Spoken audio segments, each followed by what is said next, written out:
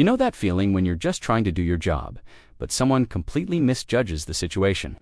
Well, strap in, because I've got a story that takes that to a whole new level. A few years back, I was working undercover. My assignment was to observe a specific location in a quiet, upscale neighborhood. To blend in, I was dressed downwear, talking old jeans, a faded hoodie, the whole 9 yards. My car was equally unremarkable, a beat-up sedan that wouldn't get a second glance. Perfect for staying invisible, right? Wrong. I'd been parked for about an hour, just watching and taking notes, when I noticed a couple of residents giving me the side-eye from their perfectly manicured lawns. A little while later, another neighbor started peering at me through their blinds. I could practically hear them thinking, "Who is this guy? He doesn't belong here."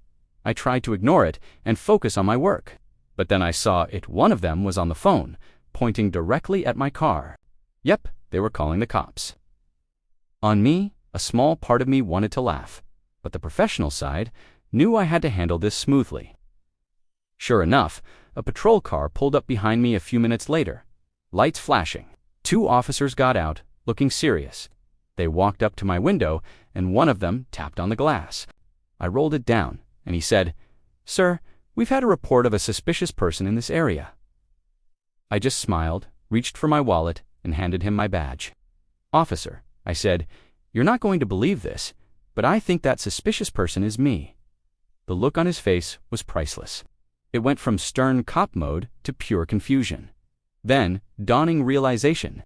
He looked at my ID, then back at me, and just started to chuckle. His partner came over, and he explained the situation. We all had a good laugh about it right there on the side of the road. They apologized to the concerned neighbors, assuring them everything was under control, though they couldn't give details, of course. It was one of the most surreal moments of my career. The very people called to remove me were my own colleagues. It just goes to show you can never judge a book by its cover or an undercover cop by his beat-up car. Thanks for listening to my story.